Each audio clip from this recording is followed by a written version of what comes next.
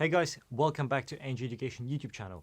In today's video, we're going to be talking about Exeter University for undergraduate study, the pros and cons, the good, bad and the ugly. So if you're interested in studying at Exeter or in the UK, keep watching.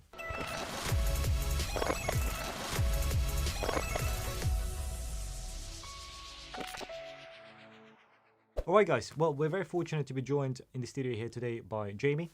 Hi Jamie. Sonny, how are you? Great to see you. Great to see you too. So Jamie, you have completed 3 years of undergraduate neuroscience degree. Obviously, always looking for an easy path in life. Followed by you've now pivoted and you're doing masters also at Exeter. Yes, that's correct. Is that in neuroscience or? No, so it's in international business. Okay. A bit of a pivot, change of interest, but I saw Exeter University as an ideal place to continue my studies. Cool. And well, listen, tell us about Exeter because especially for viewers outside of the UK, you know, everyone knows London universities, everyone knows, Oxford, Cambridge. Maybe people have heard of, St Andrews in Scotland, Manchester, Birmingham. You know, Exeter is not a name that many international students outside of the UK and even many students inside the UK think about. So, you know, why would somebody consider going to Exeter? Well, there's a number of reasons actually. Exeter is Russell Group University, which is looked favourably upon by employers typically. It's in the southwest of England, typically a warmer climate.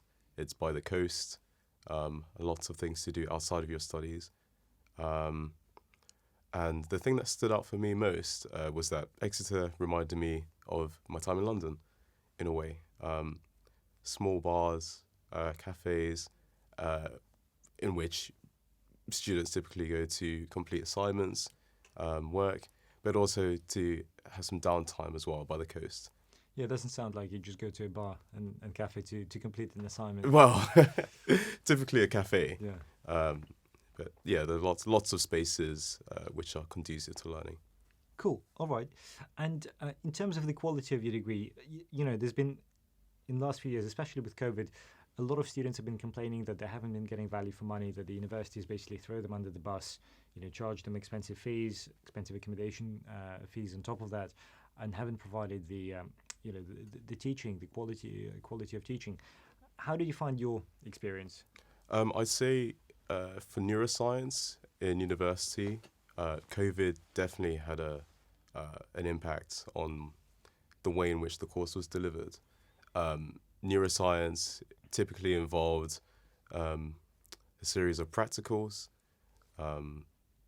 delivered by assessment, and COVID severely impacted the way in which this was delivered. So I'll give you an example. For example, let's say we're pipetting a set volume of a liquid. Instead of being in the laboratory doing that, I'd press a button on my laptop and it would provide a sort of simulation of the practical. So it's not quite the same experience. It was certainly a unique experience. But it sounds, but do you feel that the university, given the circumstances, and certainly after COVID, have they done their best or, do you feel there were compromises? Well, perhaps from a university perspective, they did what they could. Of course, it was an uncertain time. Everyone was sort of, as to say, playing it by ear. Of course, it wasn't the same as a typical 3-year degree, but I do believe the university tried to deliver the course in the best way in the best way they could. My exams were typically online, invigilated by camera. Mm-hmm. So, of course, a unique experience for me.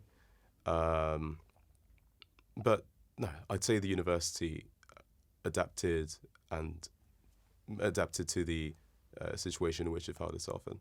All right. And what about the quality of teaching? Obviously, you can access labs during COVID, but in terms of the quality of faculty there, how do you find it?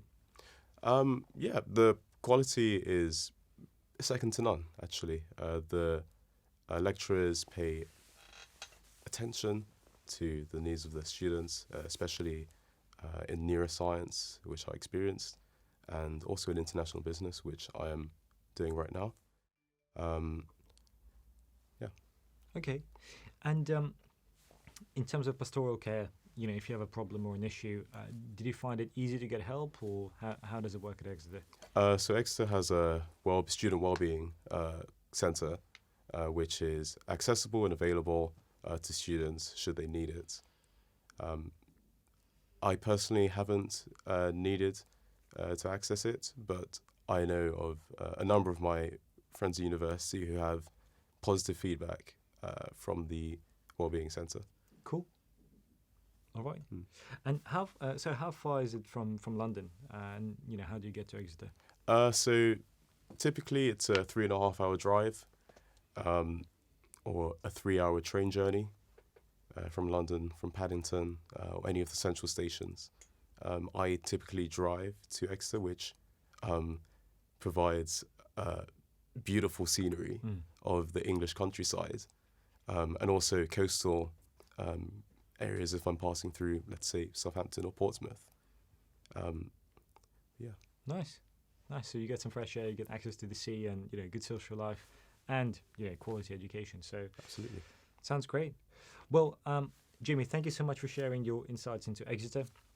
Guys, if you're considering the UK as your place of higher education, do your detailed research. Don't just look at the universities because they're in a particular city. I know a lot of students fall into this mindset that they need to be, UK only has London to offer and there is nothing else, when actually there is a ton of outstanding universities that some of whom are even better than universities in London, but will not immediately be on your radar. So if you can branch out just a little bit, you actually do get a lot of options, and some of them are very good value for money. So do consider them. But for now, Jimmy, thank you. Sonny, Thanks very much. a pleasure. All the best with the rest of your studies. Thank you very much. And guys, if you enjoyed this video, please like the video. Do subscribe to our channel. We spend a lot of time and effort into making these videos useful and insightful for you, so we'd really appreciate it.